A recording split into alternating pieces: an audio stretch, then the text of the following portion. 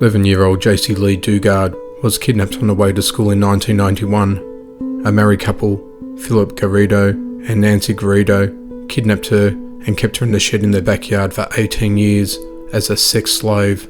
During this time, her captor, convicted rapist Philip Garrido, raped Jaycee repeatedly, fed her countless lies, and impregnated her twice.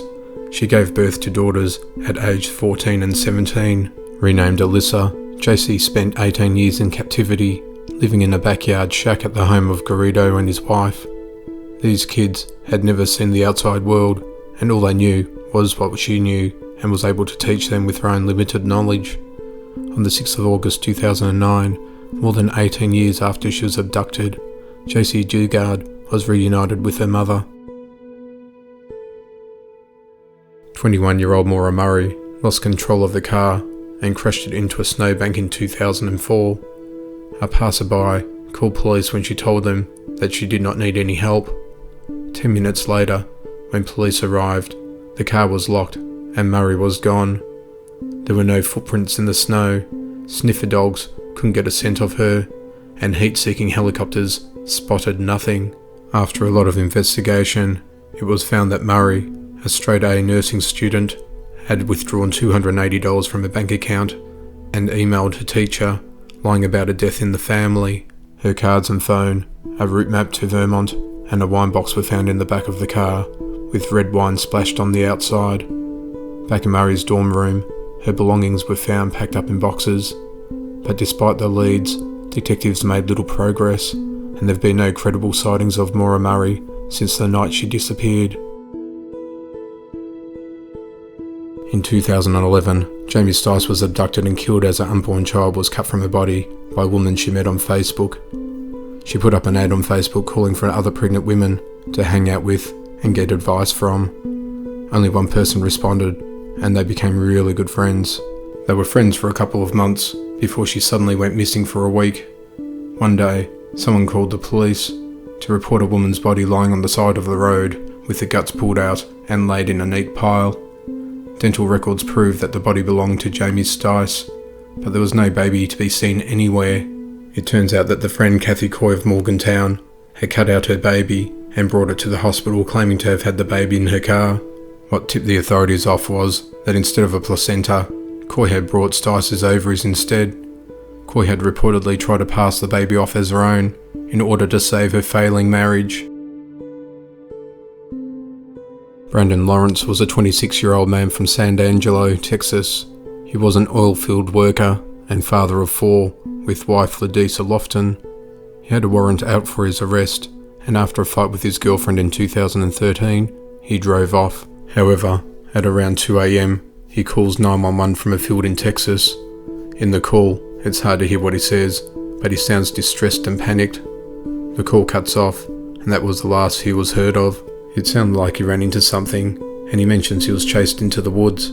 He had a felony warrant out for his arrest, so he was more scared of whatever he encountered than he was of going to jail, because he specifically requested the cops when he called 911, making this disappearance even eerier. Fred Valentich was a pilot. He set off from Melbourne Airport on a training exercise over the Bass Strait, but he never arrived at King Island, which was his destination. However, he radioed in that there was a strange craft following him, and the last piece of communication he had with the radio tower was a metallic scraping sound.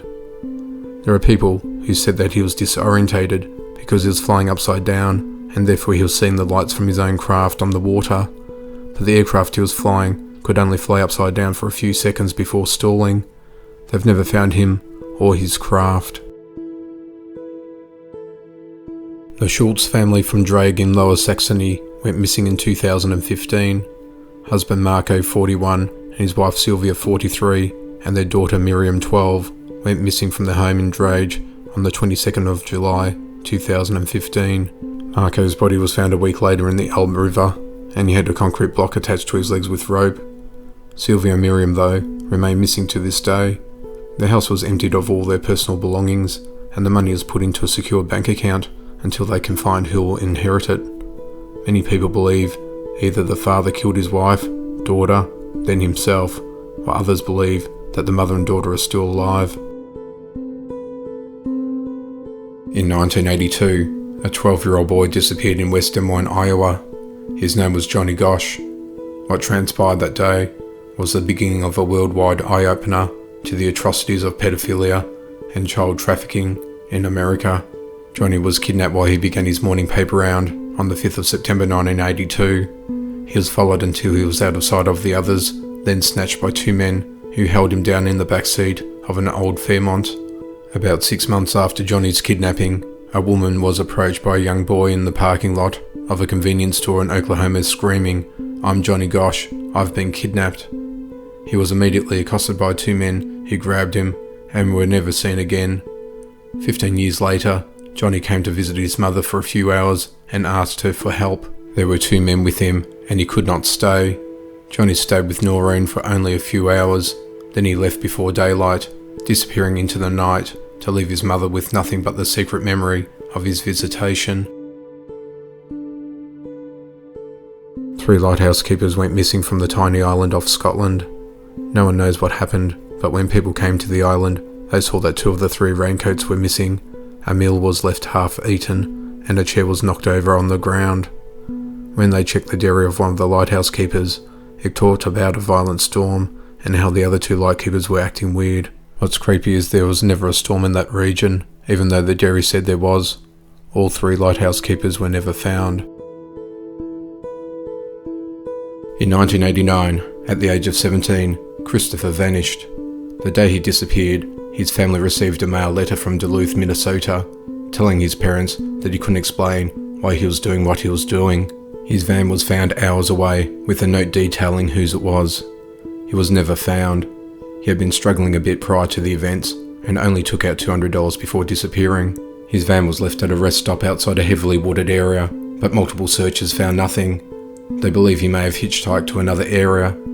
There is a possibility he was murdered, took his own life, or got caught up in a homeless lifestyle, and is still alive, but a vagabond, living on the streets.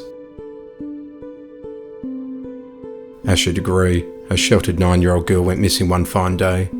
She had a lot of restrictions in her life. There was no computer or internet in the home, and she didn't have a cell phone. Asha's friends were from church or school. No one she interacted with was an unknown. The night of February the 13th, 2000, Asha crept out of bed, dressed, and brought a packed backpack with her as she went into the night. Asha was afraid of storms and dogs, yet that night was pouring cold rain, and she was alone with no one to cling to, as she usually would when walking past yards with dogs. She was an obedient child who did not break the rules. At 3 a.m, drivers on the highway nearby thought they saw a little girl walking in the rain over a mile from the Degree home. When one driver circled around to check if the child needed help, the child ran off the road and into the woods. If this was Asha, it was the last time she was seen alive. Candy wrappers, markers, and a hairbow were discovered in the shed back in the woods the child ran into. They belonged to Asha. A year later, during construction, her backpack was discovered buried in the ground, wrapped in several plastic bags. She was never seen again. It was in the afternoon on the 17th of July 1981 when a group of 6, plus Arras and her father, rode into Sunrise High Sierra Camp on horseback. The camp sits 9,400 feet above sea level and is regarded for its historic significance, being the final stop in Yosemite's Mountain Chalet Loop. It was built in 1961 to make backcountry an alluring destination for tourists, offering stunning wilderness vistas but also creature comforts like showers and reasonably comfy beds.